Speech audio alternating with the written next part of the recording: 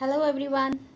Today I am going to deal with the poem An Elementary School Classroom in a Slum. It is the second poem in your book Flamingo. This poem has been written by Stephen Spender, an English poet. Dear children, the theme exhibited in the poem is social injustice and class inequalities. As the very title suggests, an elementary school classroom in a slum. That we are going to study about the children who resides in slum area, how they are deprived of the basic amenities of life, but still they have been provided with a school by the authorities where they can acquire education. But it sounds very ironical that those children who do not have anything to fill their bellies, to fill their stomach, how can they acquire education when they are undernourished, when they are malnourished, right? Let's know something about the poet. Stephen Spender. His full name was Sir Stephen Harold Spender. He was born in 1909 and he died in 1995. He was an English poet and also an essayist who took keen interest in socialist school of thought, which explains his stance regarding the paradox of teaching elementary school children in a slum. Paradox means where two things come contradictory. It is mere wish fulfillment to think that you can teach children on an empty stomach. This is really paradoxical. When children are with empty stomach, how can they be fit for acquiring knowledge? Let's talk about the theme. Paradox of teaching elementary school children in a slum. This is what is the theme exhibited here. The children of the slum, they are deprived of all the basic amenities of life. So they are not physically, emotionally and mentally, they are not fit to acquire education, but still the authorities, just for the sake of fulfilling their responsibility, they have opened up a school in the slum area, but the children have not been provided with the basic facilities of life. This is what is the theme. In such situation, one cannot hope to provide education to children who are poor and hungry. There is also a feeling of hopelessness coupled by the actual lack of a bright future that suggests that very purpose of educating these children has been defeated. It is the poet's belief that it is only after the policy makers have addressed the problem of poverty and its attendant problems like malnourishment and inherited diseases that one can hope to provide an education that is empowering in the true sense. So, unless the authorities wake up to the call, nothing can happen. Only the authorities will have to come forward to improve the situation. Look at this picture. It will give you a glimpse of these poor children, where they are, in what kind of environment they are sitting, and what kind of room it is. You must try to think whether this kind of atmosphere or environment is it really fit for acquiring education in true sense. This is what is the common scene in a slum school. Coming to the first stanza of the poem, let's see what does it say. Before coming to the first stanza, I want you to take a look at the picture. See, what do these children remind you of? Malnourishment, definitely. They are malnourished. They are hardly having any food to fill their bellies or stomach. How poor these children are and how they must have been suffering. Let's come to the stanza. Far, far from gusty waves, these children's faces, like rootless weeds, the hair torn round their polla. The tall girl with her weighed down head, the paper seeming boy with rat's eyes. The stunted, unlucky heir of twisted bones reciting a father's gnarled disease. His lesson from his desk. At the back of the dim class, one unnoted, sweet and young. His eyes live in a dream of Squill's game. In a tree room other than this. So this stanza, it talks about the physical condition of these children. Far, far from gusty waves, these children's faces. So the poet wants to convey here that these slum children, they live very, very far away from the mainstream society. Dear children, before this, let me tell you that this poem is replete with poetic devices. I will deal with poetic devices separately later on, but you also try to uh, focus on the poetic devices used in each and every line. So the first line says that these children, they have been residing or staying or living far, far away, very far away from the mainstream society, mainstream culture, from the rich people. The gusty waves refers to the fresh environment. Secondly, it also refers to the mainstream society, to the children who are privileged, who are rich children, who are having all the access to all kind of facilities, who are full of energy and who are always marching forward. Gusty waves, the waves are always moving forward.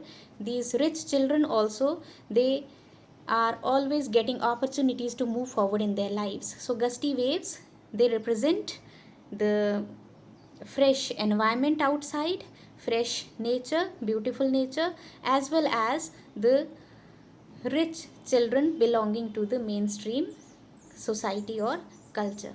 But these children in the slum, they are very far away from them, and their faces are like rootless weeds. Their faces are dull, dry, right? There is no energy, there is no shine or brightness to be seen on these children's faces. They are like rootless weeds, the hair torn round their collar. Pallor means pale faces. Their faces are pale, shineless, without any energy. And their hair, they are all dull and dry hair, just like uprooted weeds. Weeds are unwanted plants. I hope you know what weeds are. Unwanted plants, the way we uproot them and throw them away, then they dry up and they get all withered, dried up. The hair of these children are also like those rootless weeds. See the simile used here, like rootless weeds. The dull and dry hair which are scattered on the pale faces of these slum children have been compared to the weeds which are uprooted, all dull and dry. Then there is a tall girl. The tall girl who is sitting in this classroom, but her head is all weighed down. She is sitting with a bent head. Head is bent down. It seems as if she is overburdened. She is not able even to carry her head to keep it straight. Right? Why? Because it is the burden of poverty. It is the burden of responsibilities. She has not been able to come out of this mental depression of which is burdening her and which is torturing her. So it is the burden of poverty due to which her head is weighed down. She is sitting with a weighed down head in the class. She is a tall girl. There is another boy, the paper seeming boy with rat's eyes. Paper seeming means as thin and skinny as a paper. Very thin and lean boy, skinny boy, he is sitting in the class and his eyes appear to be that of a rat's eyes. Rat's eyes, always scared, searching for something, scared eyes, always looking for something, bulging out eyes. So this also indicates the malnourishment, undernourishment of these children. He is very skinny, as you can see in the picture. Almost bones are visible on their bodies. So such children have been described as paper seeming boy, very skinny boys, and their eyes are bulging out. Scared eyes, searching for, always looking for something. The stunted, unlucky heir of twisted bones, reciting a father's gnarled disease, his lesson from his desk. The boy has been called as unlucky heir of his father. Heir means descendant. Unlucky, you know that, the one who is unfortunate. He has been called unlucky, unfortunate descendant of his father, as he has inherited the disease of twisted bones from his father. And Why? Because that means their family has been suffering from malnourishment since ages. Father also had been suffering from the same disease, and this child has also inherited the same disease of twisted bones from his father. So now what is happening? He is sitting in the class, he is reciting his lesson from his desk, but his disease, it seems to be more prominent and it is overshadowing his lesson recitation. And this is how his lesson, which he is reciting, is losing its importance in front of his disease. The disease becomes more prominent here, and his lesson gets somehow overshadowed by that prominent disease. So then there is another boy at the back of the dim class 1, unnoted, sweet and young. His eyes live in a dream of squill's game in tree room other than this. But there is a child sitting at the back of the classroom. He is unnoticed, as if nobody is paying attention to him. But this boy, he carries some hope for all the slum children. Why? Because he is looking very sweet and young, and he seems to be a bit energetic and healthy, and he has, most importantly, he has dreams in his eyes. What kind of dream he is having in his eyes? He's looking outside through the window, and outside the window what he is able to see, he can see a squirrel playing in a tree room. The squirrel outside on a tree is playing in its tree room. Tree room is a place where the squirrel lives. It's the house of the squirrel, in fact. So this child has noticed this beautiful squirrel outside, and he is dreaming of going there and finding out more about the squirrel and about the beauty of nature. So he has a dream to go out of this slum school classroom, and he wants to explore the outside world. That means there is some dream. So that means the hope has not died yet. If such kind of dreams are taken care of, definitely these children can be taken out of this catastrophic situation. I hope this first stanza is clear to you. Let's move on. Coming to the second stanza. On sour cream walls, donations, Shakespeare's head, cloudless at dawn, civilized dome, riding all cities, belled, flowery Tyrolese valley, open-handed map, awarding the world its world. And yet, for these children, these windows, not this map, their world, where all their futures is painted with a fog, a narrow street sealed in with a lead sky, far, far from rivers, capes, and stars of words. So this second stanza, it brings out very important points, that many facilities, many donations have been made for the sake of these children, these slum children, by the so-called rich people, but these donations are of no use to these slum children. Let's see how. On sour cream walls, the poet is talking about the walls of the classroom of this slum school. What kind of walls are of this room? These are sour cream walls, cream colored, but very, very dirty walls. These are not properly painted or properly maintained. So these look very dirty, uninteresting walls. And on the walls, what are the things displayed? There are certain donations. There are certain things displayed on the walls which have been donated by the so-called rich people. One of the things which is displayed on the wall is Shakespeare's photograph. Shakespeare's photograph, what does it indicate? It indicates the inspiration for these children to be like Shakespeare, to earn name and fame in the field of literature. So Shakespeare's picture has been displayed on the wall. Then second thing which has been displayed is cloudless at dawn, civilized dome riding all cities. A picture of cities, a picture of city which has dome shaped buildings which exhibit the civilization, which exhibit the rich culture of the cities, and it also depicts the cloudless blue clear sky in the morning. So this picture symbolizes advancement, progress and development through the picture of cities where big tall buildings have been shown, and the clear blue sky is also depicted overhead. So this is the symbol of development and advancement, but these children are far away from all these things, you know this. Then another picture is of Belle Fleury Tyrolese Valley. Tyrol Valley, this has been displayed. This picture of this Tyrolese Valley with flowers and bells, very beautiful nature has been shown or depicted in the picture, and this picture is also hung there on the wall. Then most importantly, there is another thing displayed on the wall, that is a map, open handed map. Why is it open handed? Map of the world. It is the map of the world. Map of the world means the entire globe or the boundaries of all the countries, of all the places have been displayed in this map. It is open handed. Open handed, that means all are welcome. All people are welcome in this world which is depicted in the map, right? Awarding the world its world, and yet for these children, these windows, not this map, their world.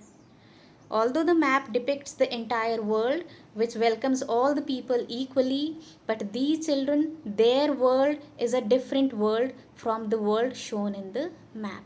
Why? Because their world seems to be missing from this map. It is nowhere visible on that map. Had it been there on the map, they would also have been the part of this developed world which is shown on the map. But no, these children, they belong to the slum, so their world is different, and they can see a different world on the wall, and they can compare their own world with the world shown in the map. And what is their world like? Their world is all shut behind these broken windows of the slum school classroom. They are confined to the four walls of this slum school. They have no facility, they have no opportunity to break all these windows and get out of this room to reach out to the outside world which is full of development and progress and richness. So two worlds have been depicted here, one on the map, one is the world to which these children belong, and that gloomy slum area or world is missing from that world map. Here in the slum area, in the school, it seems as if the future of these children, it is all painted with fog. Why? Because it is all full of darkness. There is nothing visible to these children. Their future is uncertain. They are not sure about their future, what is going to happen to them, what kind of future they are going to have. So it is all painted with darkness. They have no clarity about their future. This slum area, this slum school, it is situated in a very narrow street which is shut upon by a lead sky, grey sky, no blue sky. Remember, in this the picture which was hanging on the wall, that showed clear blue sky. But this slum area where the school is situated for the children, this area, it is covered by a lead sky. Here this sky is not blue at all. It is all dim, dark, grey colored sky, and they are shut upon by this grey sky, colorless sky, and they are living in darkness. Darkness of what? Darkness of ignorance, darkness of lack of wisdom and knowledge. They are not able to acquire that wisdom and knowledge, although they have been provided with this with the facility of education, but they are not able to acquire this education, and hence they are living in darkness. So the entire area, this slum school has been covered with darkness. They are far, far away from the rivers, from the beautiful world of nature, from the caves and rivers and stars of words. Stars of words means stars represent light, correct? So, and words means wisdom, knowledge. So so these people, these children, they are far away from the light of knowledge. So they are continuously, incessantly living in darkness. All right.